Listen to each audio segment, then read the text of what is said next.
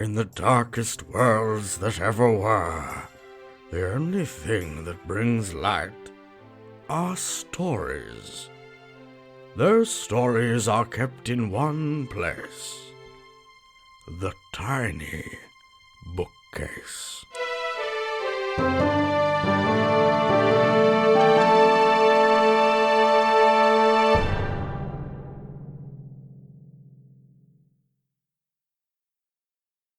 Hello, explorers of the Sacred Library. You're listening to the Tiny Bookcase. I'm Nico. I'm Ben, and it's that time once again, the time for stories. Stories are, in fact, our favourite. Our guest today is described by the scrolls as both a writer and an academic. He has turned his hand to short fiction, poetry, and even radio dramas. Among other awards, he's received Bridport Prize and the Edge Hill Prize, both for short fiction. A real pro. We may be in trouble here. Best behaviour and better form, Ben. It is my pleasure to welcome Graham Mort. Hi there. Hi. So, you're UK-based, Graham, I believe. I am, yeah. And how's the pandemic been for you? Any troubles? Has it been a good time for writing, or has it been a difficult process? Yeah, I guess I'm one of those people that secretly enjoyed it in a way. Not the pandemic, of course, but the lockdown. So we live in quite a small rural village in North Yorkshire. And I have to say, for us, we've been very fortunate. It hasn't introduced many changes into, the way that we kind of live day to day. Yeah. But I'm very conscious of that. I mean, a few years ago, I had a writing residency in Scunthorpe, and I lived in a block of flats. And I've often thought about the people in that space and how they've, had to cope with what's been happening over the past few months. So yeah, it's been kind of okay. It's been a bit tedious, but it's kind of kind to writers in a way. There's been that space, I guess. Yeah, we're hearing it a lot. It's interesting to hear about the writing residency, though. Did you get on well there? Yeah, that was way back. It was my first. I just started to freelance, and it was my first kind of freelance appointment, really, in a group of schools and colleges in Scunthorpe. But it was quite a hairy environment. So I lived in this block of flats, and all the streets around it were named after poets. Nice. And there was a pub there called the Beacon, and you went in there, but you never made eye contact with any of the Scottish steel workers who were in there. They were understandably bad-tempered, I think, because the industry was kind of on its last legs at the time. But yeah, it was very different from the rural environment, shall we say. Was that a sort of town and gown split then in Scunthorpe? From like if you worked at the university? No, well, that was before I was an academic, actually. So I was a freelance writer for about 20 years. Right. I entered academia late in life, like a lot of writers, actually. So I'd been doing a lot of work in schools and a lot of projects with other artists. And the national curriculum came, and it all got much more constricted. Creative work was less important. Coursework was less important. And I gradually decided that I wanted a kind of big change. And I went into academia, but that's not an isolated story. There are lots of writers that kind of entered academia as creative writing was growing as a academic subject. So it would seem like an interesting opportunity. Definitely, and we spoke actually before, just whilst we were off mic, about the possibility that it's very likely that you ran a workshop at my secondary school that I went to in Cumbria, in Coniston, which is an odd little link there, isn't it? Yeah, I used to travel the country on a large motorcycle, and really, I worked at one time this big circle, from the East Coast right across to the West Coast, and was kind of constantly traveling, really, and mainly working in schools, but doing other stuff like editing as well, and Alvin courses. I did lots of those. Exciting stuff. That's really cool. Well, I think without any further ado, it's probably time for some stories. Nico, you're first on the block, and crumbs. Yeah, exactly. And this week, it's the prompt chosen by our guest is red shoes. Acting out of spite is problematic, I know. My therapist tells me that I look for potential problems where there are none and work away at them until they become reality. My relationship with my mom was problematic, though, and anybody who knew me when I was young cannot say anything otherwise. See, that was why I wore my red heels to her funeral. She would have hated those shoes. She would have told me I looked like a prostitute, that the high heel was something Weston whores wore to try and tower over men. She would not give a shit that it made me feel pretty. She wouldn't really give a shit about how anything made me feel. She was a fucking bitch. Sorry. Yeah, no. We don't speak ill of the dead. I know that. She would have had something to say about respecting her elders. It's hard to respect somebody who tried to beat the life out of you 4 days a week, though. You know, everybody talks about abusive relationships, how hard they are to break out of, but nobody's talking about how much worse that is when you don't have any money or clothes of your own. Because, you know, you're a fucking kid. I tried to run away. Only once, though. The thrashing she gave me after that taught me not to run again. Not till I was 15, anyway. She did not have a hope of catching me then. You know what's really fucked up? The kids at school used to call me all kinds of shit. Like, I'm not going to repeat it, but believe me, when I was a kid, it did not matter what part of Asia your family descended from. You were just some kind of yellow menace. The Japanese in the 40s, right? Then Vietnam, China, it's Korea now. Why does America always need some part of Asia to hate? We were from Hong Kong, anyway. I've never been there. But yeah, the kids. They call me all this vile stuff, and the only other person I knew who could be facing the same racism was waiting at home to beat the shit out of me. I get a different kind of racism now, you know? Those guys who love Asian women. It's kind of fascinating, right? Video games and anime, they turn racism into a fetish, which is fucking wild. And these dudes always look the same, which is fucking hilarious. You know the guys, they smell like old milk and they have these stupid hats and they all talk about what a nice guy they are and how you should be grateful. Honestly, you reject these pricks and it's always the same shit. I'm a nice guy. You just want to be hurt, yada yada. Yeah, well, maybe I do want to be hurt, but on my fucking terms, okay? I mean, we have safe words for a reason, honey. Mine is no, and I just fucking used it. You know, not one of those guys has the nuts to do what I want him to anyway. They lack the conviction it takes to really fuck the shit out of someone, you know? Ugh, what was I saying? Oh, yeah, my mom. I'd come home crying and tell her about them calling me the G word and stuff, and she would beat me and tell me I was embarrassing her with my weakness. She made me kneel on rice, you know? I mean, that sounds like a joke, but it isn't. That shit really digs in your knees, and then it expands when the blood gets to it. Oh, it's the fucking worst. Although I heard some people do it with big pieces of rock salt. God, that's gotta suck even worse, right? So yeah, my therapist tells me about this too. He says I derail and then I end up spinning around the plug hole, which I think is kind of a great metaphor. It's really evocative, you know, without being dirty, which is rare. So anyway, yeah. I left when I was 15, and honestly, I did not give that bitch a second thought for years. Okay, maybe that's not exactly true. I'd see Mother's Day shit in the store and I'd think of her, but I'm not gonna go crawling back to her, right? I mean, yeah, it got lonely. I had no one at all. I'd meet guys and we might fuck or whatever, but no one really seemed to get what I want. And women, oh, they hate me. I have this theory. It's because I know what I want and I hunt it down. I'm an apex predator. We all are, and I just act on it. The shoes. I meant to be telling you about the shoes. Daibochi. Sorry. That means sorry. So I'm like 9 or whatever, and my mom takes me to get shoes because the old pair I had were busted out. You could see my toes and everything. So anyway, we go to the Goodwill and I see these cute little red, what would you even call them? Like pumps? I don't know, but they were shiny and they had a little heel, like maybe a half inch, the wide kind, not the stiletto kind, you know? Well, I love them straight away, and they're like 50 cents.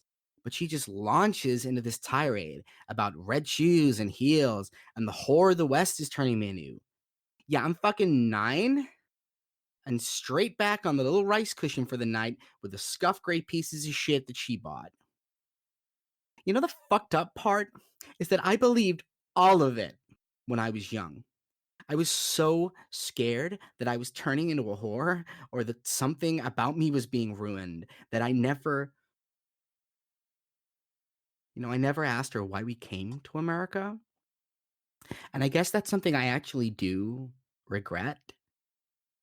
Like, she was a person too in her own way, and maybe she wasn't all bad, just fucking flawed, you know? So I found out she was dead, basically by accident. I needed something dry cleaned, and I just followed Google Maps. Dry cleaner near me, you know? So I followed the thing, and what do you know? I'm right fucking there. I haven't seen this door in like 20 years, but I remember every line of the thing. Same gross turquoise, except now it's gone pale. And I knew I had to leave right away. Obviously, because she might get me, ignoring the fact I grew up to be like 5 inches taller than she was, little midget bitch. No, shit, sorry. That's not okay. You know, because she's dead and stuff. So I look in, and it's not her. It's some guy. So I go in, and he's all, ni hao, and I just ask him, where is Mrs. Chen? She always went by Mrs., even though I never even heard my dad's name or saw a picture or anything. He gets this sad look and tells me she had cancer. All those years of breathing in dry cleaning vapors, I guess. Funeral in a few days. Did I know her? I don't make a fuss, you know? In the last couple decades, she probably hasn't even told anyone I exist. Or the ones that knew me think I died already. Which I guess to her I did, kinda. So I went, you know, just stood the back and watched as all these schmucks spoke about how kind she was and how she was a pillar of the community. I mean, yeah, I cried a little, but that's funerals, right? They're fucking sad. Whenever I started welling up, I just looked down, you know, at my red shoes with a big heel and remembered what a monster she was. I said Angshi with the rest, you know, and I thought about saying goodbye to her, but I did that a long while ago anyway, so I left it. My therapist says I need to get better at leaving things behind, and I tell her I'm working on it.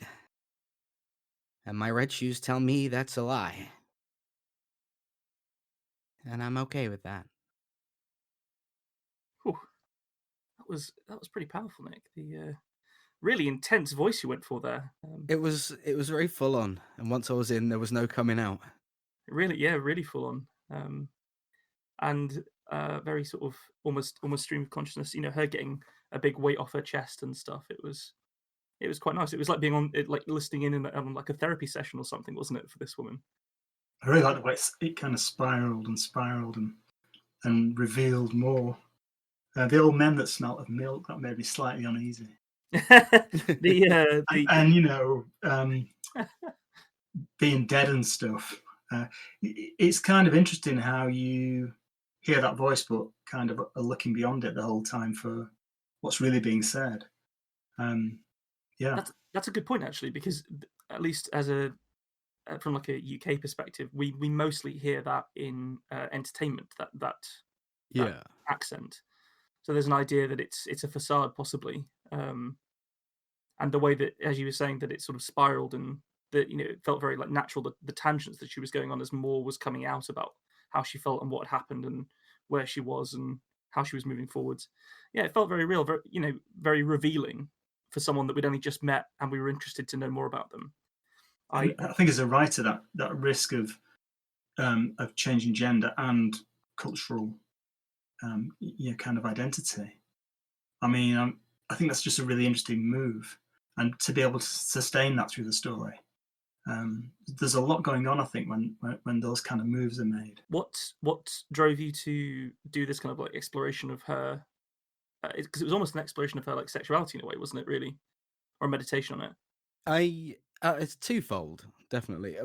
When when we got the prompt, when Graham picked, the first thing I thought of was, I'm going to wear these red heels to my mum's funeral. I know she'd hate it.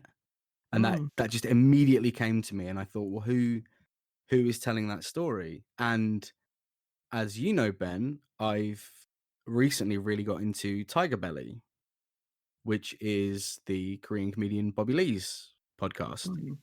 Shout out to the Slut King. Oh yeah. And just listening to some of the social differences that they talk about in that podcast really sparked a story in me. And is that where the Neil on Rice came from? Yeah, I heard about that in that podcast. Pretty horrendous way of torturing your child, isn't it? That. Yeah, I actually googled it because I thought, is this like a small scale thing? But it's just a really common punishment in Asia. The description that you gave of the blood bloating the rice up was powerful, I thought. Oh yeah, I think that was a really, really nice entry, very interesting, and not the first time you've actually, Graham, you were talking about going for another gender, going for another cultural identity. That's not the first time Nico has actually done that on this podcast, and it's always interesting to see where you go with it and where you're coming from with it. And it always seems to work. So very nicely done, man. I'm glad it did. It felt like a big risk, but I really wanted to tell that story, so I'm glad that I managed to. Good. There's absolutely no way I could pull that off, by the way. I could not maintain that accent for too long, if at all. So, kudos.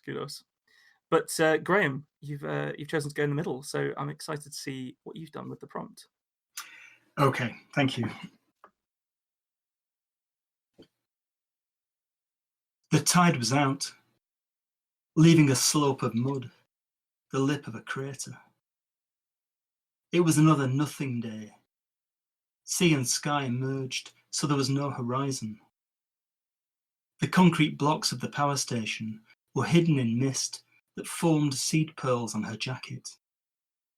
She threw the stick, and the dog ran for it, a Welsh Springer that was getting too old for all this. The dog came back with the stick covered in saliva and dropped it at her feet. She threw it again, and the dog ran after it. Then again, until it became distracted, pawing at the sand, worrying at something in a pool of water that gleamed with sky. Pauline took out a paper hanky to wipe her glasses, and it fell apart in her fingers. Taff! The dog shook its head and went back to work. Taffy! She put a warning note in her voice, the way she'd let the kids at school know she meant business. And the dog was back, carrying a red shoe in its mouth, which it laid at her feet. Then it sat down watching her, its tongue hanging crooked, the colour of tinned salmon. It was Bill's dog, really, not something she'd ever wanted. Pauline clipped the lead on him and crouched down. It was a woman's shoe, patent leather with a moderate heel. There was a bow at the front. It was a court shoe, nothing fancy, so the bow seemed incongruous, like someone's face caught between expressions. They were the sort of shoes that might have seemed like a good idea at the time. The sort that got worn once for a wedding, then went back into a box at the bottom of the wardrobe. Or they'd been dangled overboard on a warmer day than this, as a woman sipped chilled wine and watched her lover trim the sails. Or they'd been kicked free as the sea closed over her head, hair streaming upwards, bubbles of air bursting from salt water. They said that those who died for love always changed their minds and fought to surface. But those who died in debt went straight to the bottom. Though love and debt were hard to distinguish. She picked up the shoe for some reason, let some slack out of the lead, so the dog followed behind. They took the path past Sambo's grave, a faithful Negro who, attending his master from the West Indies, died on his arrival at Sunderland. There was a little shrine of painted pebbles, then that poem written by a retired schoolmaster. They said he died heartsick when his master didn't return. As if there weren't 1,000 other things to die from: fever, scurvy, the pox, captivity. Pauline tapped the shoe on the flat stone, and a few grains of sand fell into the inscription. Pauline got the dog into the back of the car, where it sat in its cage on an old towel. Then she drove out over the causeway. There were ruined fishing boats abandoned in the fields, rotting down into the silt. Lancaster Castle was a dark clot above the city, and she could make out the white dome of the Ashton Memorial beside the Butterfly House. A folly built to commemorate love. One thing the Victorians understood was death, brevity, the stealth of the undercurrent. The dog lurched and whimpered as she braked. The tidal gullies were running with water and coils of mud. They looked like the tracks of sea serpents, those mythical beasts that spirited local girls away to another life. The shoe was on the seat beside her. She'd been to Wigan Casino once, before Bill, with a boy from Galgate who was about to go to university. Theo. He was 2 years older than her. He had Bob Dylan curls, and he was so cool that she trembled when she was near him. They danced all night before driving home in his dad's Dolomite. She danced in her red baseball boots, watching the boys in loose trousers and crop tops spin into the vortex of themselves before they went back to who they had to be. She was letting go, moving to the pulse of Detroit, the automobile gleam of America, the sheen of the future. Theo must have taken something. His pupils were wide and dark. He'd tried to kiss her when he dropped her off, but it was 2 a.m. and her mum would be waiting. She'd pulled away. His breath smelled of cigarettes. The next time she passed him, he was leaving a cafe in town, an undergraduate in a duffel coat covered in CND badges. Then Bill, who already had a good job at Hesham, keeping the reactor going, those isotopes, whatever they were called, endlessly dividing. An electrical engineer who couldn't dance and didn't want to, but who could build a radio transmitter from scratch. A man who knew his own mind. Then her own job, teaching primary kids, until she was teaching the kids of kids. She pulled into the driveway and let the dog out. It cocked its leg against the laurel. The shoes had left a dark stain on the seat. When she unlocked the door, the house met her with a wave of heat, that smell they'd got used to. She shut the dog in the kitchen, where it would sleep and slobber and fart in its basket, then went through into the house. Bill was in the conservatory, in his wheelchair. Tartan slippers, the oxygen cylinder on hand, his cup of tea gone cold and milky. She turned off the TV and put the red shoe on the little table next to his blister packs of pills. He woke then, confused by the quiet, pushing at the plastic tube under his nose. There was dried soap in his stubble. He looked at the shoe as if he didn't understand. Then he looked at Pauline as if he might. He half raised his hand and seemed to want to speak, struggling for breath, but then let it fall. He tried to smile for her, as if there was still time. A red shoe. One of a pair. That was soaked in sadness, Graham. I loved it. Just seeping in melancholy. Really was. Like the luxurious descriptions that you were using, but that weren't overblown in any way. They were just spot on. They were used sparingly and always for impact and always for character.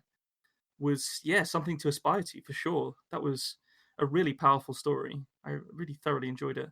I got hard stuck on his tongue the color of tinned salmon. Tin salmon, yeah, that stuck And in my head as describing the well. dog. Really, really strong Yeah. image. The first one that sort of piqued, it really sort of drew me in was the water that gleamed with sky. I thought that was a really beautiful turn of phrase for something theoretically quite mundane, but it is actually quite beautiful. Thank you. Yeah, it's excellent. So very much feels like you've spent a lot of time in this area. Have you? Yeah, it's an actual setting. Yeah. Yeah.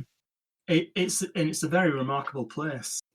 It's a kind of row of houses really that's out on a peninsula. The power station was built, after the war, but it's got these extraordinary mud channels that just fill up, and the causeway gets covered with water. You can only get there on certain times of the day. So it's Sunderland Point, and you look back to the city, and that's a very odd feeling as well. The perspective is altered.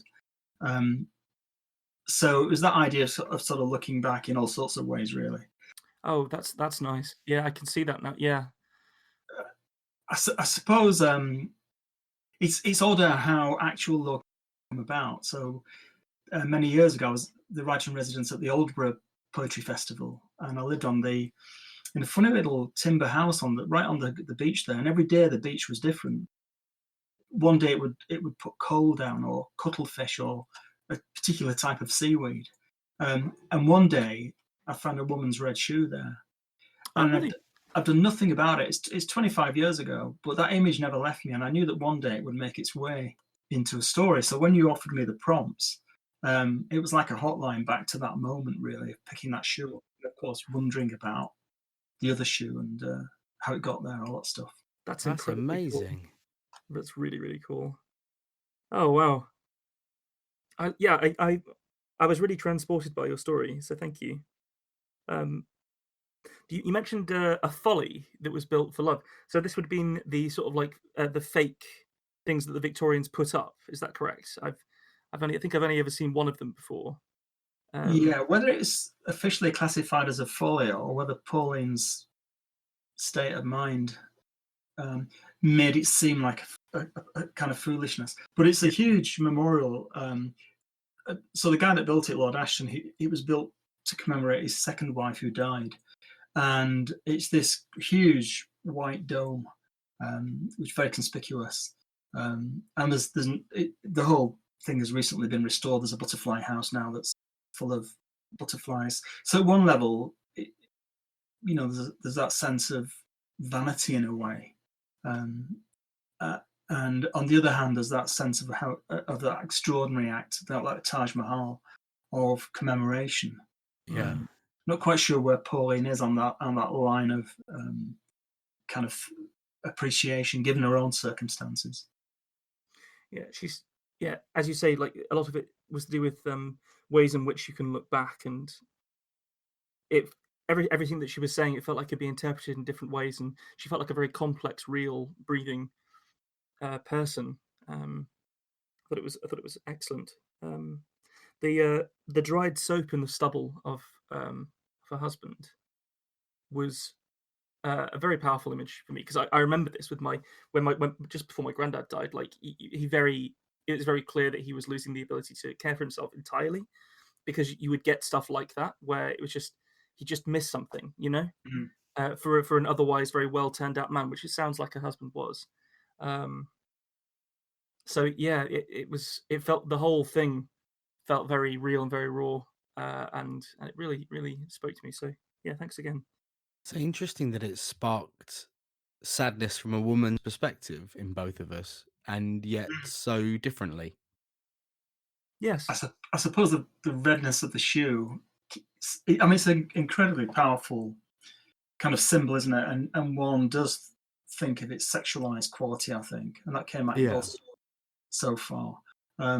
So I guess that there's something about the idea of a red shoe that sort of would lead you to a female character, but that remains to be seen. Yeah, I mean, I won't give away too much about the story that I'm about to read, which I've written. But just after I do that, we'll talk more about that, because that actually wasn't the first place my mind went. How about you give away all of it right now in the order that it is written down by reading it to us? Well, that actually wasn't the story that I wrote in the end, so we'll talk about that afterwards. So. Anyway, this one with his 2 stories. Good grief. It's important to play with ideas, I think. Beep, beep, bingle, beep. We're just barging in a moment to tell you about something cool. 200,000 book titles are published every year in the UK. Just 17% of these are lucky enough to get a decent marketing budget and make it to the bestsellers list. Among the other 83% are many amazing books and authors that remain undiscovered. Shockingly, it's estimated that 70 million of these books are destroyed each year in the UK alone. A Box of Stories wants to change that. By scanning thousands of titles and using real reader recommendations, their algorithm saves these brilliant books from being lost forever by curating a box of 4 surprise books. You could even pick the genre of the box, like historical fiction or crime. Discovering new work has never been easier or more exciting, and A Box of Stories has saved more than 100,000 books already. To receive £4 off of your first box, use the code TINY when you check out at www.aboxofstories.com. That's TINY, all in lowercase, at www.aboxofstories.com. Now let's get back to our stories. Beep, Bengal, beep, beep.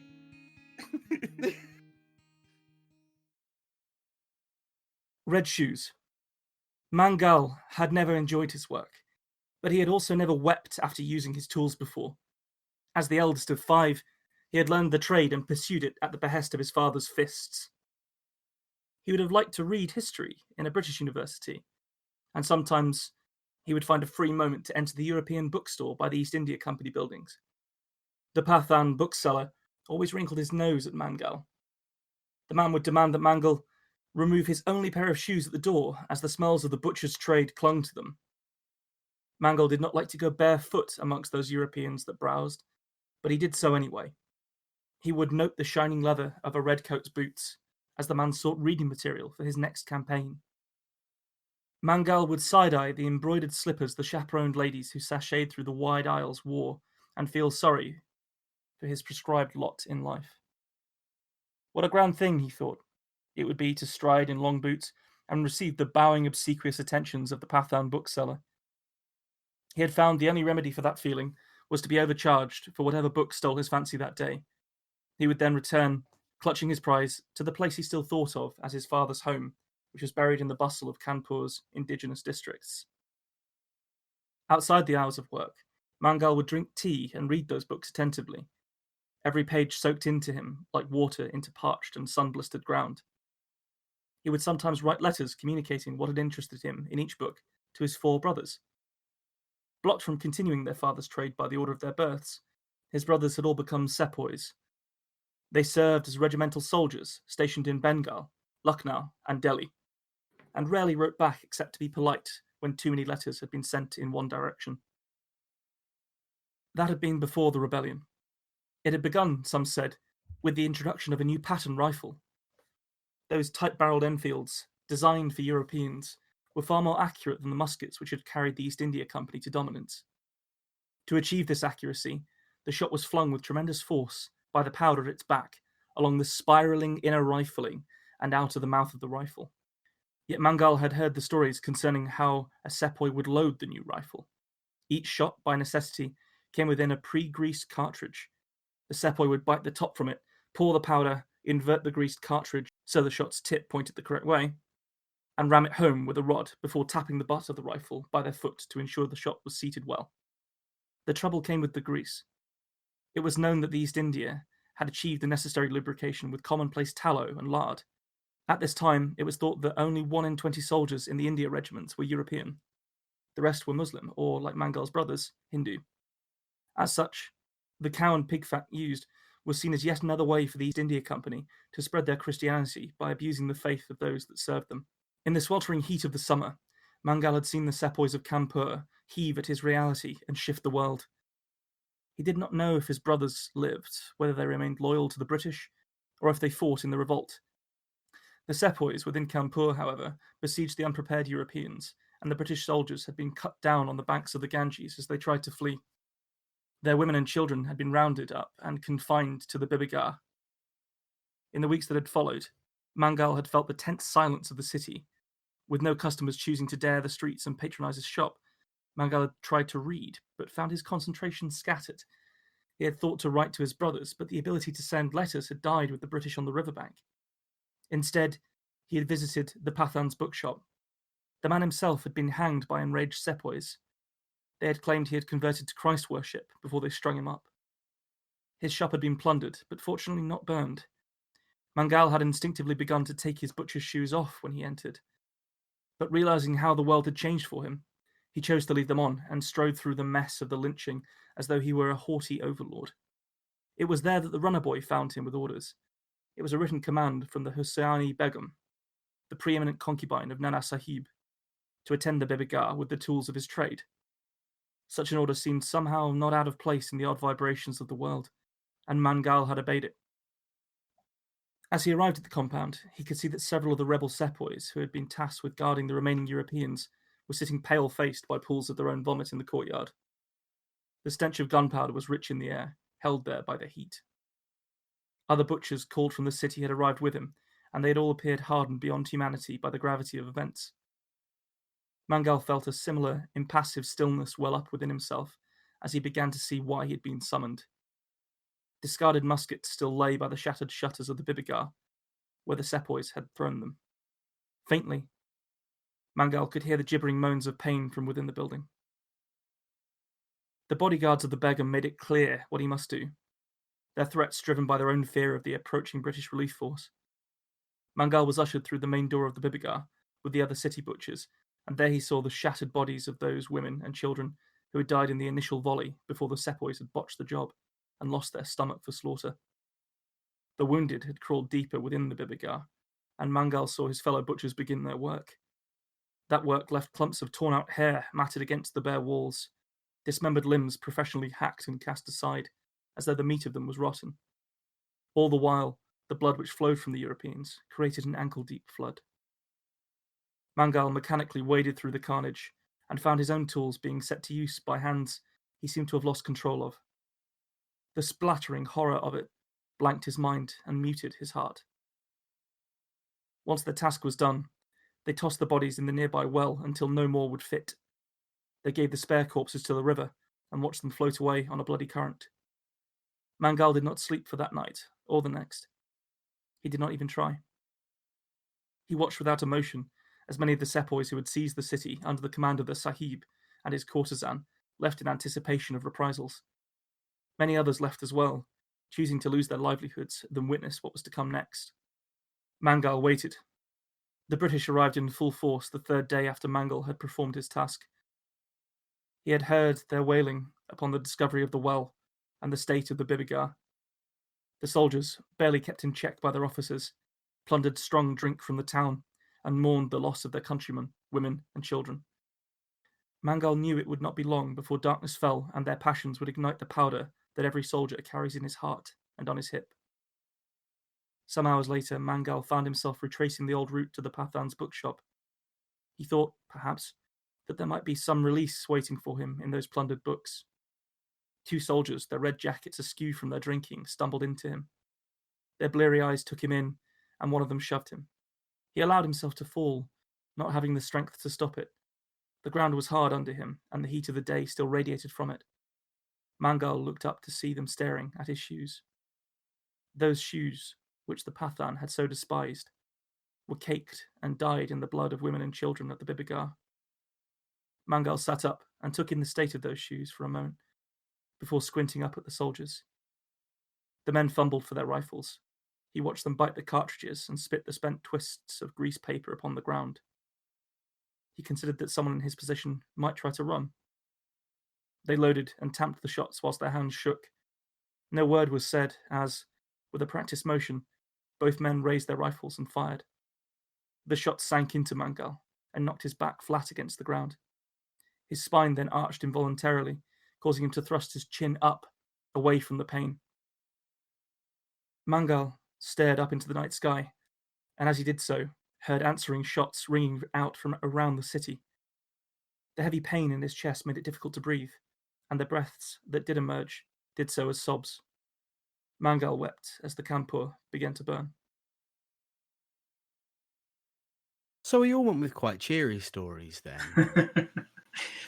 It's always the way of it. It's interesting how primal that interpretation of red was.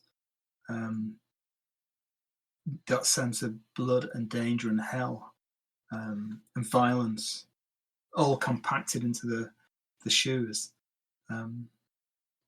Extraordinary, I thought. I had a lot of fun thinking about that prompt. It doesn't sound like it from the way that I wrote that. It's all quite sad and like someone who's given themselves PTSD basically. But my initial thought was to go Julius Caesar. Okay. The possibly apocryphal thing about him wearing red shoes and that meaning that he was giving signs of kingship or whatever. I think we all sort of hear about that at secondary schools, but I wasn't sure whether that was actually accurate. So I decided against it in the end. But that sort of led me to think about someone that might be interested in studying history. And then I listened to an excellent lecture from the Royal Armouries about a gift given to a general in India during the 19th century, which consisted of a sword and a revolver. And during this, the lecturer mentioned about the Sepoy revolt, which happened in 1857, I think it was, and how the carnage was so bad in Kanpur. Even the revolt, the Sepoys who were rebelling, these soldiers who'd been too long under the yoke, they couldn't actually handle it. They lost, they were unmanned by what they were having to do because they were killing so many women and children, and the local butchers were called in. And so it was this idea that immediately I was like, holy shit, that's the story. There it is. It's right there. Yeah. And I like this idea that the set, because a lot of this is based on history. It's not particularly accurate. Like, I mean, if anyone's really up on 19th century Indian history, then please feel free to correct me. But it was my honest attempt at it. Yeah. I find it interesting how the choice of historical fiction I found really interesting as well. And that's one of the great things about short fiction. In one collection, you can move about to different historical periods, even if it's just the 70s, or the Middle Ages. But also that I knew about the cartridges, and you kind of led us up to that. I wonder if he knows about that. So I got really involved because of a bit of information that I knew that was the story was leading towards, and I found that really interesting. I'd not really thought about the way that that kind of information can bring the reader in and kind of, in a sense, empower them. It was fascinating. It can be quite affirming, can't it, when you know something and then the story gradually gets to that being part of the main thrust. Yeah, I've definitely experienced that before with historical fiction. I think you're right. There's that kind of gratification, and I guess it also reminds us how much we've learned through fiction. It's not all from history books. We a lot of stuff, I guess, that we know about history is through fictional form that's reworked it. I was a fairly lazy student for the most of the time that I was in full-time education, but I absolutely love anecdotal learning. It's my favorite way to learn anything. If you tell me a cool story about something that happened in 16th century Spain, I will remember it until I die. But if I have to just remember rote dates or whatever, I can't do it. I don't have the attention to give to it at all. But I mean, it goes back to the roots of education, doesn't it? I mean, when the storyteller was an authority, they would be the repository of knowledge. Yes. So it's no accident that the story is a vector for memory and for cultural memory. I really enjoy engaging with those sort of concepts through whilst writing fiction about something that interests me. So I had a lot of fun writing this. In particular, I thought that I had to do something with this idea that the revolt started because of fats taken from dead cows and pigs, and they called butchers in to finish off the job. There was something weird, there was something strange there, and in all honesty, I'm actually not sure I've nailed this story. I've reworked it a couple of times, and I'm not sure that actually that oddness comes through, that he's a butcher and the reason it started was because of dead animals. It's definitely there. The other big theme is literacy, isn't it? And the sense of mobility it offers to the imagination. So he's drawn to that bookseller and to those manuscripts. I mean, most people have only been in our country literate since the 1880s. So most of human history, it's been a mystery to most people how those squiggles could become something like experience through stories. I thought that was a really powerful moment, that sense of the book as a kind of opening out of experience. So to sit there in the sort of physical reality that you conjure in the story, but your character's somewhere else through the book that he's reading, and I really like that layering.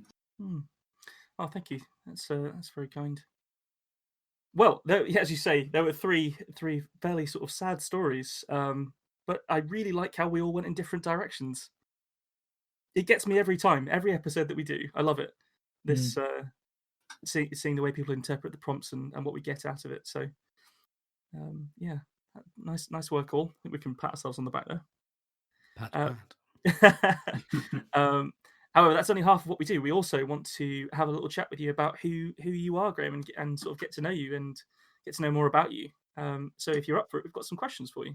Yeah, I'm ready. What are you reading at the moment, Graham? I'm reading a book by a native North American poet called Simon Ortiz.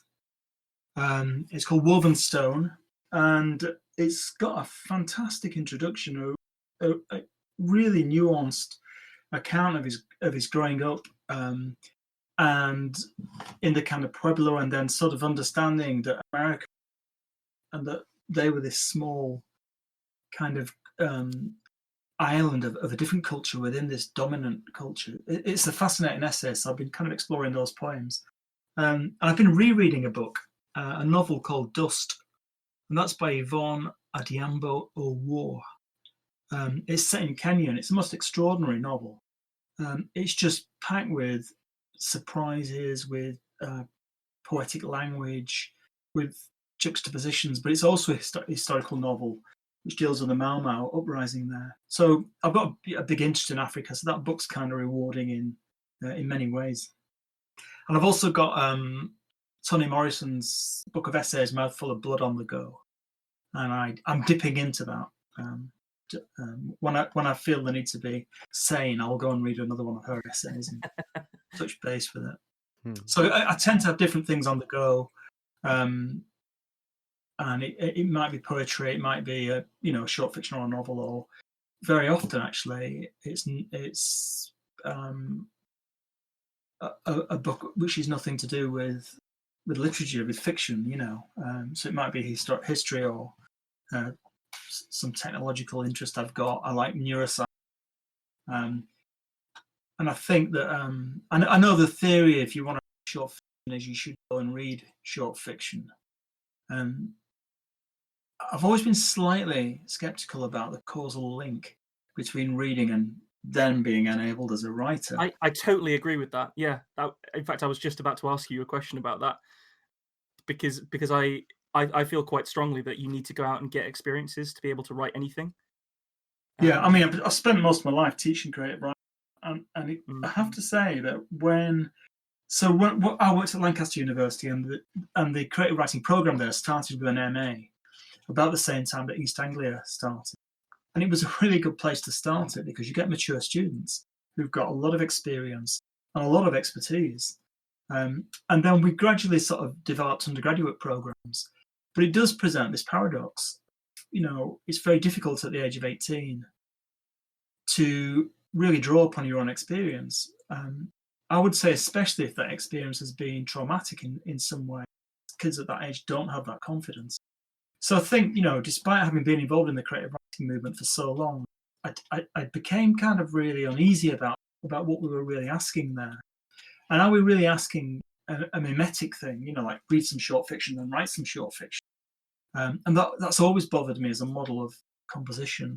And you want to say to people, run away, go get out of here, get out of the university. I ran away from university. And I guess the other thing is, don't just read what you think you should be reading. I used to read the Haynes motorcycle manual in bed. I did have a motorcycle, but I was fascinated by what a moral document it is. There's a right way and a wrong way to dismantle a motorcycle, and they let you know that. So I think any text is really rich in kind of material, and I guess reading about stuff is akin to experiencing it directly yourself as well. So I always encourage my students to read as widely as possible and not to get into this kind of groove where they think they have to read what it is they want to write. I mean, it helps, sure, but I'm not sure what the mechanism is for the magical transference, from one author to another. You mentioned it being mimetic.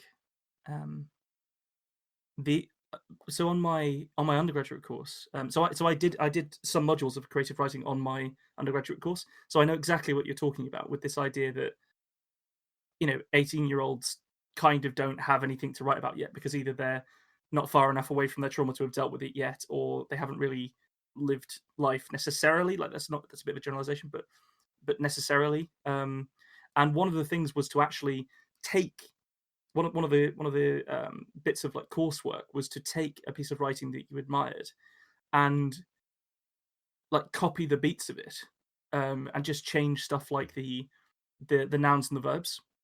Oh. And it was the worst. I really hated it. I did it in like 5 minutes because you can just phone something like that in, and it didn't mean anything to me at all. Right. Well, let's move on to the next question, which is dastardly. What's the best book you've ever read? Blimey. I suppose I'm very well. It's an unanswerable question, of course, but there are certain books that kind of stay with you, or certain methods. One of the books that I really love is Working by Studs Terkel. So he's this Jewish American journalist, really, and he decided he would interview people about their work. And almost the first sentence in the book, I'm paraphrasing now, but he says, because this is a book about work, it's a book about violence. And it's a fabulous essay. And what he wanted to do is to try and find out what kind of meaning people felt in work. And it's a bit of a cliche to say that not many writers write about work. Not many creative writers really write about work. But what he does, he travels America with a large reel-to-reel tape recorder and interviews people.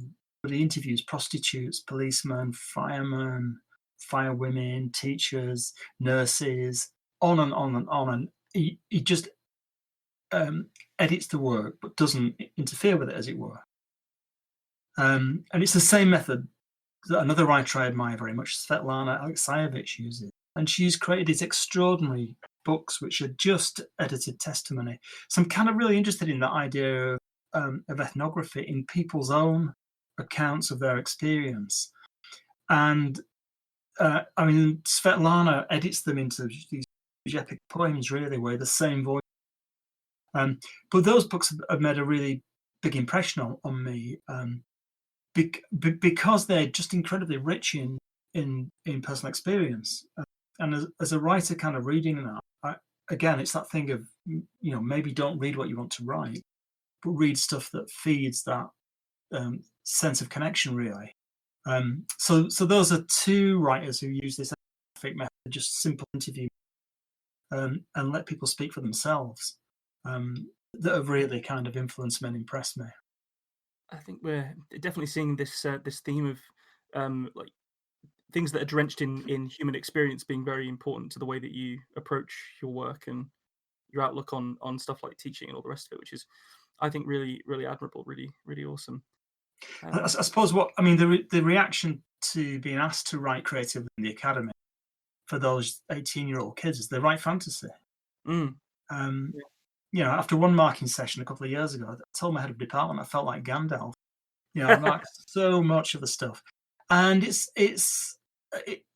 think it's partly because there's a sense of that's what's going on at the moment, and it's perhaps a commercial possibility, but also it's because I think there is this difficulty in translating what's happening to them, and yet for me the whole creative writing movement really giving people permission to value their own experience, because of literature had been dominated by canonical writers, and who were these great writers, and one of the sort of aspects of the creative writing movement as it got going in the 70s was to get people to write about their own lives. And I suppose that that goes back to Studs Terkel and Alexievich, really, that idea that your own life really matters. It's not, history is not just written by those individuals that we remember, like Churchill, Tsar Nicholas. It's that idea of the richness of the individual experience, I think, that draws me. I really enjoyed that answer. Thank you. You mentioned that that you have a real interest in Africa, and I sort of know from looking through some of what you've done in your career that you've spent quite a lot of time in. Is it South Africa that you spent time in? Yeah, it's kind of been a progressive relationship, really. So on the 1st of January 2000, I walked away from the job I was doing and went back to freelancing. And then I was asked by the British Council if I'd go out to take up a writing residency in Uganda. And I went there in 2001, and it was just an extraordinary experience. It was the middle of a general election. So General Museveni was going for another term of office. He's had another 4 since then. So you probably saw the controversy about the Ugandan elections recently. So he's one of those African leaders that's held on. But it was an amazing experience. So I think in the time that I drove from Entebbe to Kampala in the taxi when I arrived, it's about 20 miles. I had been changed by just being there. It was extraordinary. So I set up a project there working with kind of young Ugandan writers. And what happened in Uganda was that the older generation of writers had pretty much disappeared for various reasons. One was exile because of Idi Amin. He drove them out of the country. And one was a huge HIV/AIDS epidemic that killed, it's estimated, about 6 million Ugandans. So that the older generation had kind of been lost or thinned out, and the young writers that I met knew far more about Wordsworth than they did about Oket Bitek, who's a Ugandan writer. There were no Ugandan writers on the school curriculum, so they were desperate for contact, really, outside of Uganda. And I set up a distance learning project linking young writers in Africa to mentors here in the UK. And it was a kind of project about cultural exchange as well. And we had a whole range of writers here from very different cultural backgrounds. And the idea was, the UK wasn't just populated by, people with BBC accents, but actually was this new, diverse, multicultural society. So they were we were working with these young writers and mentoring them. But also our tutors visited the countries that they were tutoring in, and there was a whole kind of period of really kind of sharing and working together. And then we moved into radio work in Uganda and then in Nigeria. So we worked in 9 countries. South Africa was one of those. And it was this big conversation really happening between Africa and writers in the UK over about an 8-year period. And we commissioned work. We paid the writers to be in a public online publication. We paid them for radio commissions as well. And it was for me it was a really important period in my life.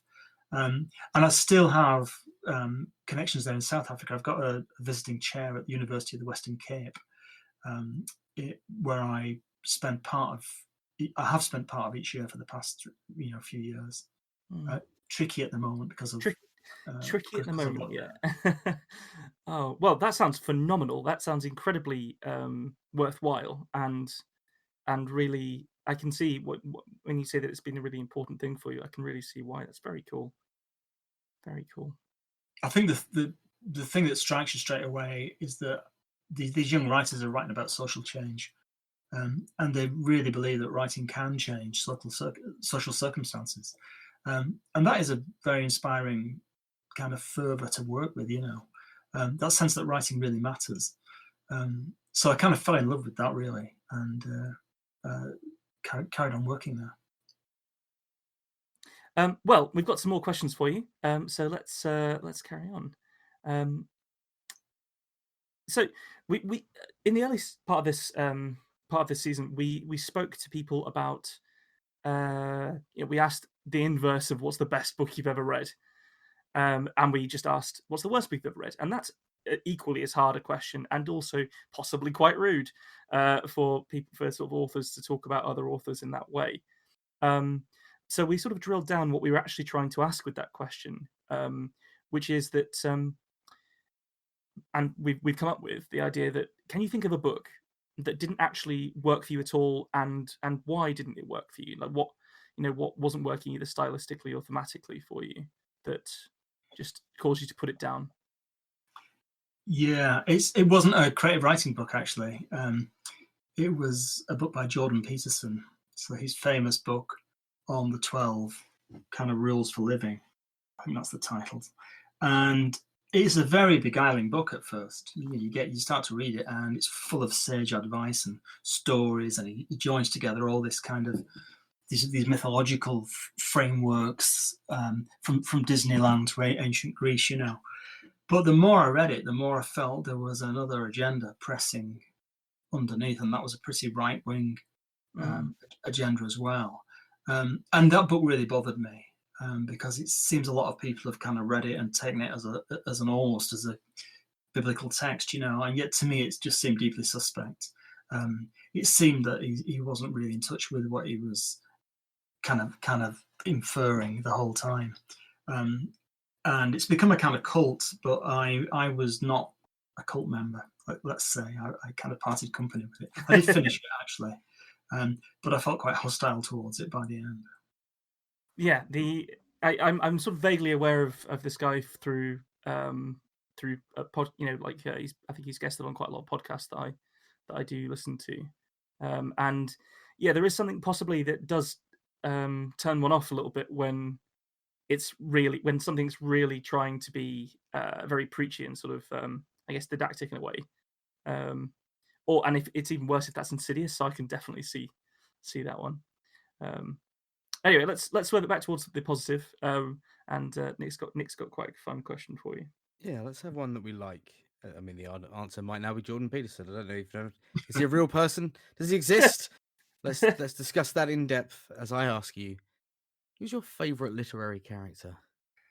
Yeah, interesting. Well, I guess that changes. I'm very fickle, so every so often I'll get really interested in one. But at the moment, it's Eva Kachadorian in We Need to Talk About Kevin. And I just think she's an amazing construct, really. So she tells the story through these letters to Franklin, her husband, who's just a bit dumb. He doesn't really get what's going on with Kevin. And he's a lovable guy. It's a really great satire on America, I think, actually, that book, and a great insight into different aspects of American culture. And she's kind of too smart for her own good. She understands too much. And the series of letters struck me as a really clunky kind of literary device. I thought, I'm never going to finish this book. It's massive, and it's got this kind of artifice about it. And yet I was really drawn in, by her kind of personality and by her own sort of self-cynicism. A smart character from a very smart writer, I thought. I think it's always nice when a literary tool like that is deployed, and I'm the same with a lot of things. I think, oh, I don't want to be taken out of the book to read something in a completely different style, and then someone nails it, and you think, oh, that's what that's meant to feel like. Okay, and then it becomes a kind of new transformative reading experience. Definitely. Yeah, of course, she plays with the idea that we think Franklin's alive somewhere, and he's not. He's already succumbed to his own naivety, really, and that's the sort of power of that. Kind of spoiled if you've seen the film beforehand, but it is a tour de force, I think, and she is this presence that you really believe in,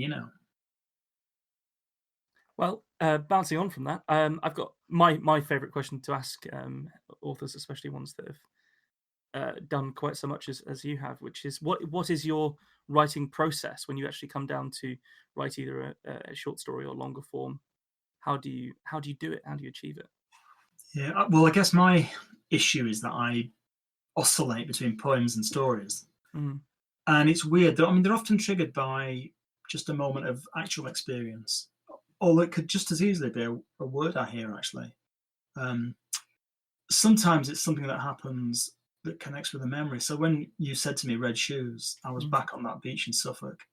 And I always knew there was a story there, but I'd never got to it, So I think sometimes when you're in a moment of actual experience, there's almost an aura about it that says to you that it's going to be reworked as a literary event. And sometimes that is a poem for me, and sometimes it's a story. And I'm not quite sure why that decision is taken, but it's taken very early on in the process. So I would probably never start writing a poem and think this is a story, actually, or vice versa. So the poems are one thing. They feel very different to me from the stories. And I think the process with the story, I've just given a masterclass for Arvin, and I thought, oh, well, while I'm working up to the, how to write a short story, I'm going to work on a couple, and I did. So one of them was the story that I worked on for you, and the other one was a much longer story. And I realized that I didn't have a method. And of course, I realized that I don't know how to write a story. I only know how to write a story when I'm doing it. Mm. And I think also that's one of the really fascinating things about that relationship with creative writing teaching, especially with mature students, where you're not a kind of expert reaching down to them. You're actually working with them, and every student invents a new problem, just as every story you try to write invents a new set of problems you have to work with. So for me, that first draft is like, I never know where the story's going. I don't know what the ending is. I don't know much about the characters and what's going on. But when I've got that first draft, which has a kind of shape to it, I kind of live in the story. So when I'm walking about, I'm thinking about the people in the story, what's going on, and I'm in there until I kind of sign off on it. So I don't know how that relates to other people's process. So when I was taking questions in the masterclass, a guy said, how do you plan your story? I thought, oh God, I'm going to get found out here because I don't plan them. And I said to him, probably if you planned it, you would never write it, because it's the writing is the finding out. Yeah. The fiction is this kind of truth you're trying to get to, or it's the dynamic of the ambiguities in the story that really draws me, I think. But I think you have to live in it once you've got that first part, that shape. And then there's working on the language. And I think as a poet, there's something about that process. You can spend a morning on a semicolon in a poem, and you're sculpting that form. It's, poem's a visual object as well as a kind of narrative form, if you like.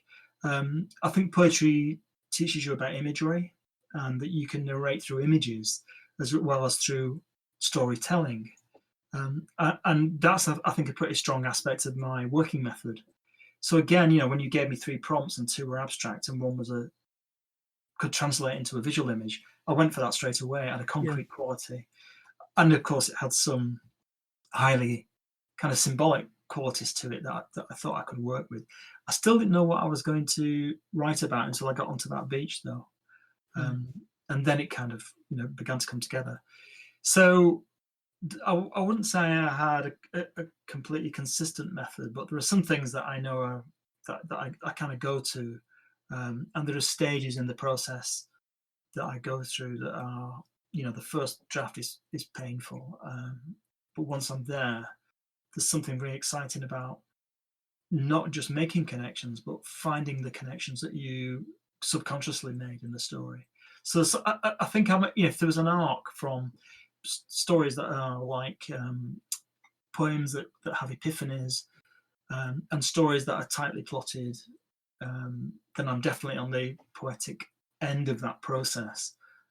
So what interests me is paradox, ambiguity, the visual texture, the imagery of the story, and what I can do with that. It's rarely what I'd call the sprung action of a plot that draws me. Sprung action of the plot. Yeah, that's a nice way of putting that. I think that's the way you were speaking about writing and stuff there really did speak to me a lot. We've had a lot of people on this season, and some of them have been more sort of like plotters who are used to writing big, longer form pieces, but very few of them have written poetry, and so it's really interesting to hear you bring your talk about how your poetry writing has influenced your short story writing in this context, for sure. Yeah. You have won some fairly awesome prizes for your short fiction. Were they sort of key moments for you, or did they sort of glance off you a little bit because you were involved in other projects? Yeah, I suppose I've got a particular attitude to literary prizes. In a sense, that they become very important. They become crucial for many writers. That's been the sort of moment where they broke through, and I guess they're set up in different ways. I remember winning some prizes in the Cheltenham festival competition when I was just starting out, and I thought that was great because that the entry money all went into the festival, and it was a really nice model, I thought, of the competition being about performance and bringing writers to the public. I think they've become much more significant since then, and I don't know, when prizes get really big, there's a lot of stuff going on. That you have to, politically, you mean? Yeah, I think they can be. They become to some extent a hostage to the zeitgeist, But you'd have to be nuts to think that that your story was the best story. And when I won the Edge Hill Prize, that was important because it was for a collection. Except I couldn't collect the prizes. I was in Uganda at the time, and I kind of wrote a piece. My partner went down, and my editor read it out, and I was really trying to talk myself out of the prize in a way because I felt the people that didn't win the prize. I couldn't honestly believe that my work was somehow better than theirs. What would that mean? And you're very aware that a particular panel of judges will make particular decisions. So the year after, I got to judge the Edge Hill Prize and was part of that process. So I guess I'm grateful for the prize that I have won. It's great to win them. The money always helps, but part of you's got to be really skeptical as well. And I think on the whole see them as a good thing, but they can become very dominant and can seem the only way for writers to move on. And I think a lot of people that are starting out, are really bothered by that. Why am I not winning loads of prizes? So that idea that they are by definition qualitatively better than anything else, I think is frankly quite nuts. Oh, fascinating. So we've learned that you get your stories and your poems onto paper by getting elbow deep and getting it done. I want to try and apply that to another medium now. So if you could take a story that already exists and transfer it to another medium, and that can be anything. It can be film, it could be into a painting, whatever you feel like. What story would you use? To what medium would you adapt it? And why? One of my own stories. It doesn't have to be, but it can be if you like. Well, I will choose one of my own stories. And it would probably be the story Terroir in my second collection, and that's because I conceived it as a film when I was writing it, and that one is actually plotted quite tightly. And I guess one of the things I'm interested in is the extent to which cinema has influenced fiction writing. I think it's also influenced poetry. Well, that sense of being educated visually through film, and the way that film is edited, which is very radical, I think has been a massive influence on prose writers. So that whole story is a series of cuts, really, from a film. It starts off with a guy riding his motorcycle into a vineyard in Bordeaux, and there are scenes in it that cut to the bike and cut back to the ripening grapes. There's a scene with fornicating slugs. There's a kind of bad character in there, and there's a beautiful woman who's unconsciously perhaps seducing this guy who's been brought in to look after the harvest. So I guess it wouldn't be the only story that I've written that has got a really very strong sense of the cinematic about it. It's interesting that you actually conceived it as a film first. I wouldn't say that was. I don't know how conscious that is. Okay, right. Sorry. But I was watching the action that I was writing. It's also quite a forward-moving piece in terms of its kind of temporal structure. So we spend more time in that story in the kind of present moment than in many of my stories, which typically would be an aspect of the character's consciousness and would track back into the past. So quite often, not much happens in the present moment of my stories, but a lot happens in the kind of remembered and reenacted past. But that story is more kind of dynamic and forward moving in the terms of its action. So I guess that's kind of why I was drawn back to thinking about it in that way. See, you mentioned these. I'm probably stepping on Nico's toes here. It is one of his favorite questions here, but I always like to hear it. It sounded like you had like really strong archetypes when you were writing this. Maybe archetypes is a bit simplistic, but the attractive woman, the bad guy coming in to manage the harvest, this kind of thing. Have you got any possible like fantasy castings that might be quite amusing of those roles in that story? No, I'm not. I don't think I am that drawn by archetypes. That's a good question. I've got to go and lie down and think about that. I did write one story where I thought Helena Bonham Carter was made for the part, but she's not stepped forward so far. You reached so out. I don't really think in terms of.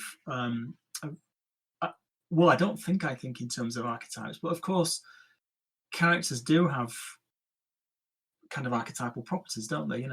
I think it's almost impossible to escape, even if you don't write an archetype. We're so, as consumers, desperate to slot people into them that you will subconsciously tweak a character to make them fit the archetype. Or deliberately buck against it, perhaps. Like even that is Possibly, still interacting with and engaging with the concept of an archetype, I think. Yeah, I mean that story has a really bad bastard in it, and that's unusual for me. So what in the same book, there's a story about a torturer in a South American country, and in many ways, it's a very sympathetic character. And I wanted to work with the idea that he does terrible things. He actually never hurts anybody physically, but I wanted him to have the preoccupations of any guy. His mother's just been taken into a home. He's worried about her.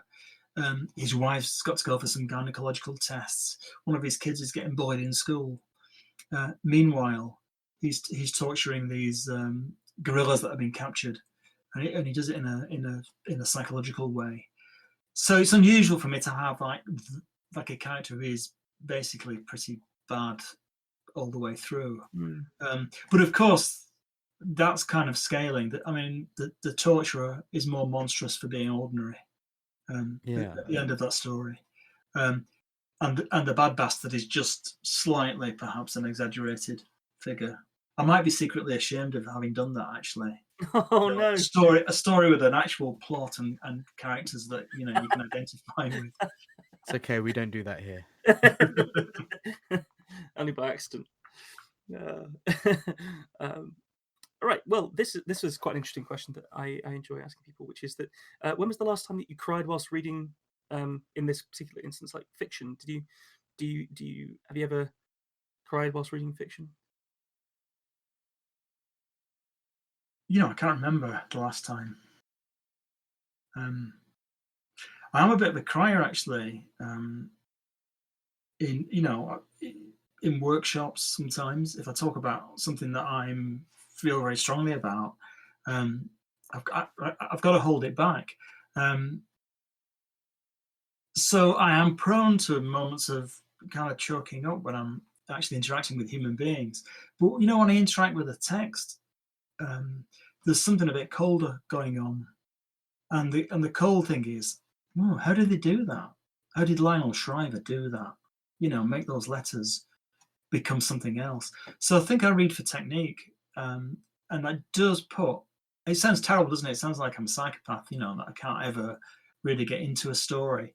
But a big part of the pleasure of reading for me now is to understand what that writer's doing and how they're doing what they do. So I am, whilst in some circumstances I might be prone to tearfulness, in others I'm completely brutal and cold-blooded and would perhaps not turn a hair. Do you think that your capacity for evoking emotion like that has been an aid to you when you write, because you can sort of draw up emotion at speed, and it means you can channel what you need to get onto the page? Or does it not really work for you like that? Yeah, I mean, I suppose that I have a particular view of what writing's kind of there for, and I've reduced it to one really simple question, and I think it's perhaps what drives all writers, but I don't know. I'm not all writers. I'm only one of them. But certainly the question that haunts me is, what is it like to be somebody else? What is it like to be that kid in the Indian Mutiny? What's it like to be that woman in the States? And that's a question both of you are pursuing, I think. And how do you bring about that identification for the reader? Is it through inhabiting the voice of the character? Is it through the memory of the character?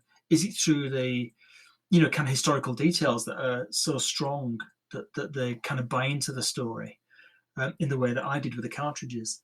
So I guess there's a more complicated answer as well about what writing is for, and that's that it's there to enable us to understand, and to understand human beings. So when I was an academic, I've just retired from my full-time academic job, but creative writing in the academy is a form of research, but it's practice-based. It's research that's about making something, and for me, that research had to be affective. In other words, it had to influence the reader's emotions as well as their intellect. And I can't think anything worse of a kind of academic writer whose fiction is just, purely about abstract ideas. So I wanted the reader to feel something.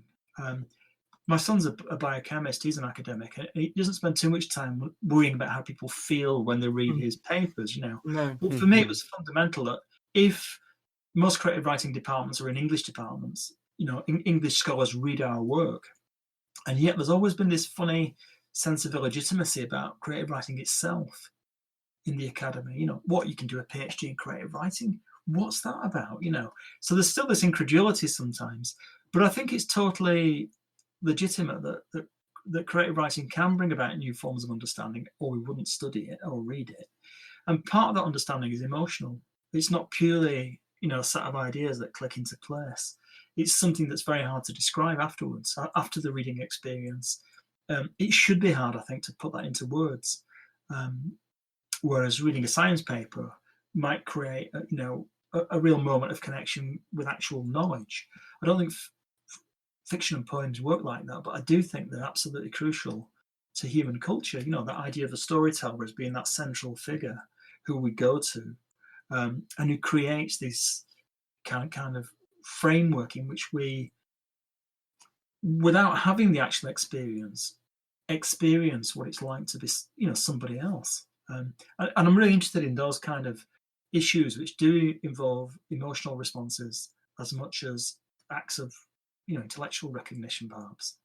Isn't it strange that has become seen as almost frivolous, the role of the storyteller, the songwriter, and as it's lost some of that cultural significance. Like you say, people saying, "Oh, you can get a PhD in creative writing," but why shouldn't you? Writing and storytelling are, they're the keystone that the bridge of our humanity is built with.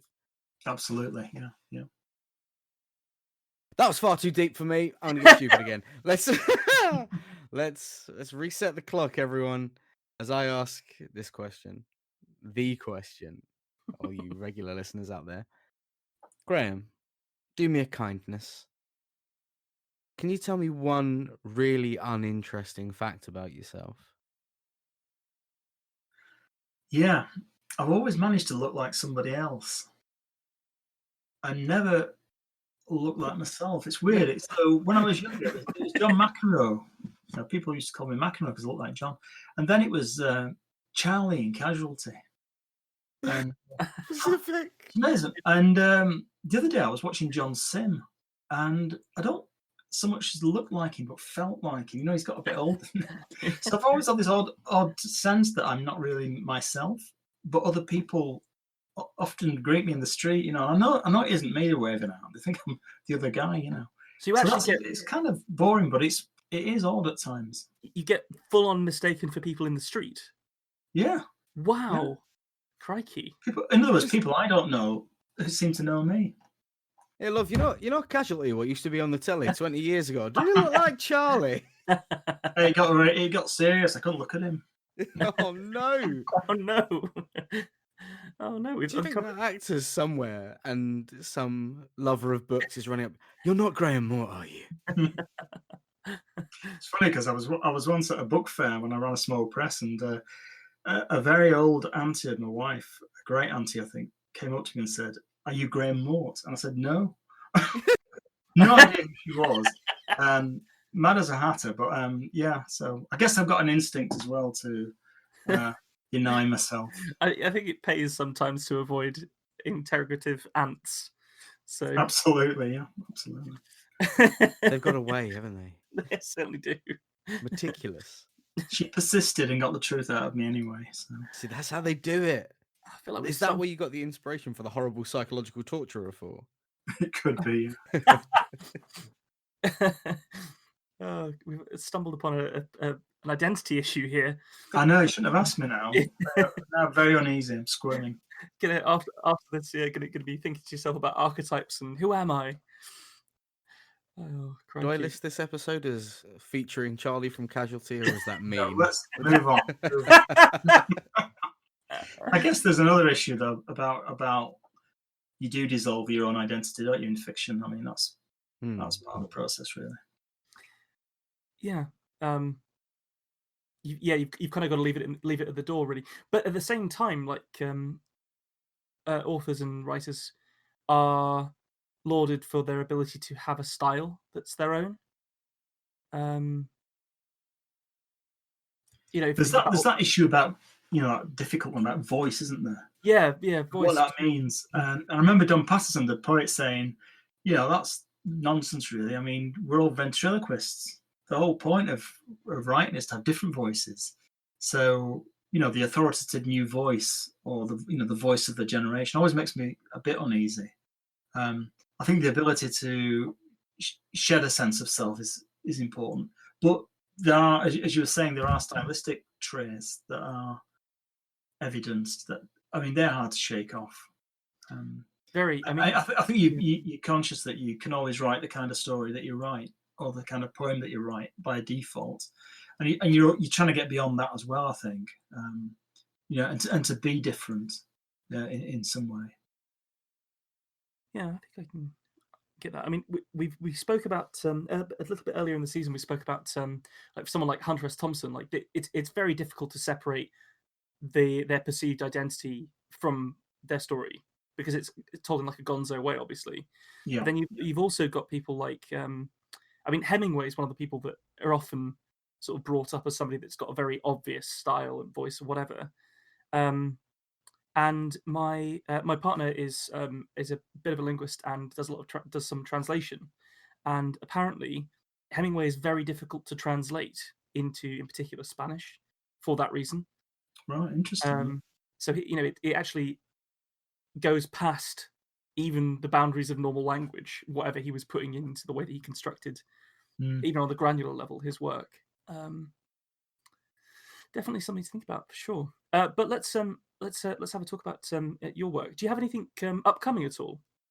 Not right now, because I've just brought a book out. So my latest book came out from Salt about 6 weeks ago. So I've got that just kind of out now, and I'm doing that thing, that oscillation again. I've got a book of poetry that is kind of almost there. I've been hanging on to it for I don't know why, actually. Perhaps it's lockdown making me cling to things, but I'm not quite ready to let that go. But my writing tends to follow that pattern at the moment. It's, for the past few years, it's been a book of fiction, then a book of poetry, and then another short story collection quietly kind of starting in the background until there's that sort of critical mass point where I think, yeah, this is a collection, and I'm gonna keep adding to it now, and I'll put the poetry slightly into the background. Yeah, I don't fully understand that. It sounds like that business, really, but that's how it's become. It sounds almost like you're trying to keep it fresh for yourself, possibly. I think I think the relationship between the two forms is fruitful, and it's probably good that I don't know what's going on. Yeah, let's not interrogate it too much then, otherwise we'll cause more problems. Sure. Sorry. So your book that came out 6 weeks ago. Do you want to tell us a little bit about that and where people can get it? Yeah, and that was so I've got 3 books of short fiction. The first one was called Touch, and those stories were written over a period of 20 years. And I brought them together and basically reworked them. And the second collection was Terroir. These are both published by Saren, and that was a kind of shorter process, but still a fairly extended one. But this last book is called Like Fado and Other Stories. It was published by Salt in February, and the process there was a bit different because I worked on the stories kind of simultaneously.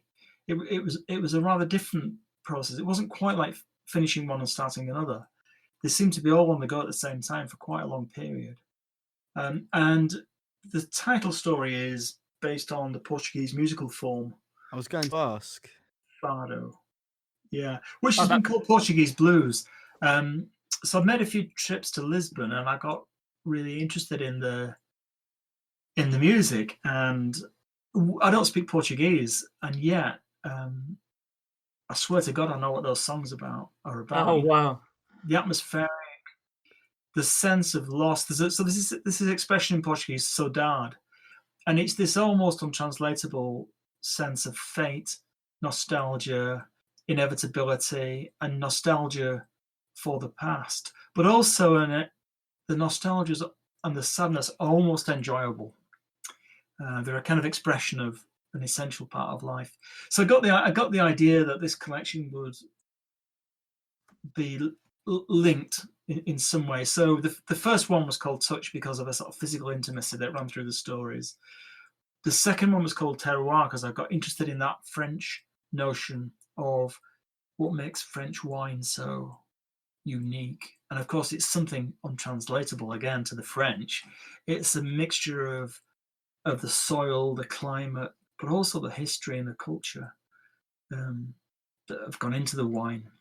So the French are very proud of this idea of terroir, and it struck me that people have the same kind of vintage, that we're all products of our location and culture. So I kind of transferred the idea of terroir into characters.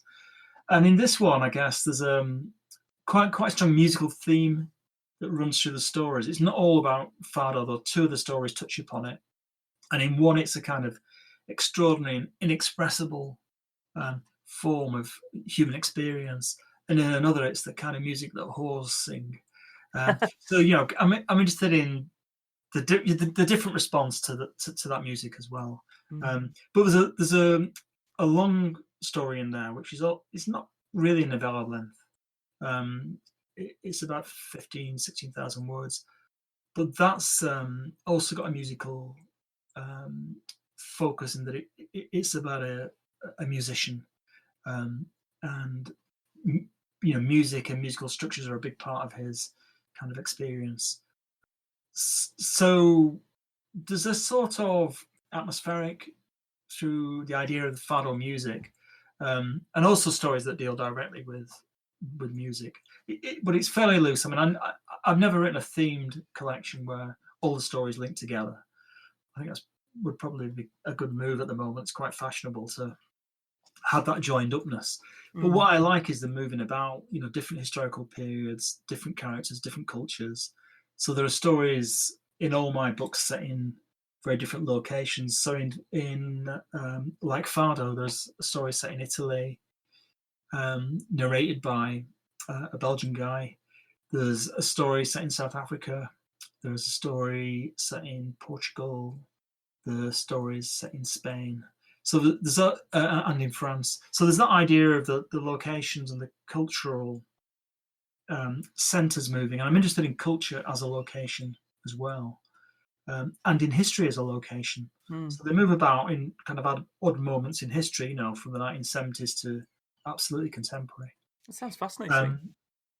It's a kind of, I like the sense of movement from story to story. So if you were looking for a kind of consistent voice in there, you certainly wouldn't find that. But you would probably find stylistic. I think you're preaching to the right crowd here. Yeah, we like movement. Did you get the like Fado thing straight away then, Nick? Because it went completely over my head. I've got no idea about anything musical. I was going to say, were you talking about the Portuguese music? I used to be enamored with a Portuguese lady, and that's a weird way of saying that we dated for a couple of years. Very weird. Very weird. Yeah, I didn't know how to say it. I used to go out with a Portuguese girl. There you go. That's the Essex way of saying it. But no, she was from Cascais, and when I visited, we went to Lisboa, to Lisbon, and we went into a little backstreet bar, and they performed Fado live, and I'm out there with this beautiful woman, and I forgot she existed because this emotionally intense, like completely incomprehensible but overwhelming musical experience happened. And the strawberry daiquiri or whatever I had was turning into liquid. All of the ice disappeared. She could have said anything, and I wouldn't have known, because this music, as a musician, seeing a type of music that I've never experienced before, it changes you. And my dad played me opera all the time when I was a kid, and it felt like this micro opera, that it had all of that power and passion of opera, but with the intensity of more classical Mediterranean music rather than the operatic form. And it's just wild. I love the guitar textures as well. You've got the Portuguese guitar, which is like a mandolin, and then usually got a Spanish guitar with a rather softer texture. With that 5-finger plucking technique. So good. I'm definitely going to have to look up this. I'm going to be listening on Spotify to Fado music for the rest of the week. As soon as the borders are down, we're going. It's great music to listen to when you're cooking on a Friday night and drinking whiskey. It's like nothing else. All right. Well, I'll tell my partner that's what I'm doing on Friday night now, because Graham said so. I mean, I think for me the other link as well was it was disreputable music, and I'm very interested in the blues. So I play in a little blues band, and I've always been interested in blues is ironic music. There aren't any. I think Germaine Greer said it was the only misogynistic music she could appreciate, because actually the women always come out on top, and Fado isn't ironic. it's overblown and kind of vulgar in a way. It wears its heart on its sleeve. It doesn't kind of hold back.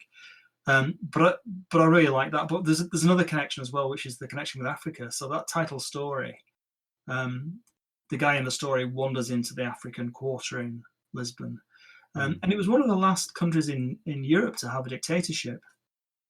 So I remember the Portuguese Revolution in the 1970s, the Carnation Revolution, where the people went and put carnations in the muzzles of the soldiers' rifles, and it was almost a bloodless coup. So my story is kind of course, not just about the music, but about the politics as well, and about those kind of folk memories. But I like that idea of a music that was on the outside, and, with seedy stuff for bars and sailors, prostitutes, all that stuff is now mainstream. The best kind of people. Yeah, absolutely. Oh wow! Oh, that's what a really cool find. That sounds amazing, and it sounds like a really engaging story. But we're keen for people to be able to find you on social media, follow you, that kind of thing. So where can they do that? Yeah, you can find me on Twitter or on Facebook. I've got an unusual surname, so it'll pop up. There is another Graham Mort who plays football for Kilmarnock, or used to do. I actually wasn't sure whether it would be bad form to ask if it was a pen name, because it's such a cool name. Is it? Yeah. Oh, no, I'm astonished. Your Discworld is showing, Ben. Yeah, possibly. Yes. Yeah. There's a Terry Pratchett novel called Mort, which possibly is influencing me a little bit, but it's I think it's a cool name. So it is a strong name. Well, I'm pleased to hear it. It is fairly unusual. We're from I think we're from Lee in central Lancashire, not far from where I grew up actually. But we've no idea where the name originates. My father confided in me that he thought we were descended from Flemish weavers, but he said no more. Very mysterious thing for him to say, We never got any closer to that one.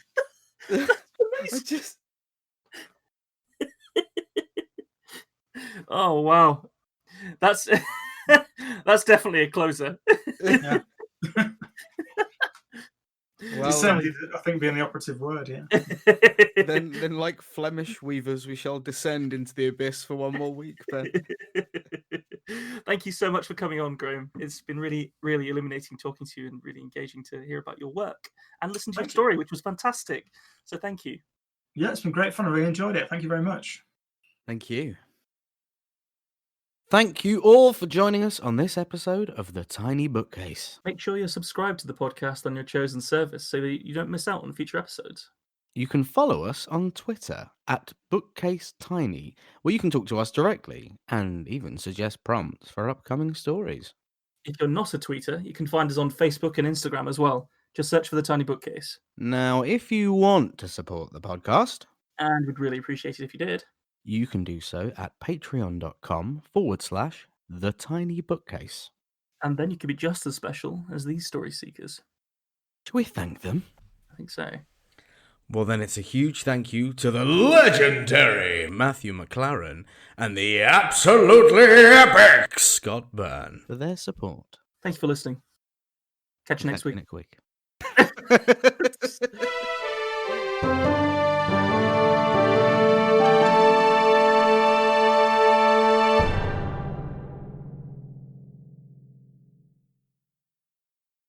Make it slimy. Make it slimy, Nick.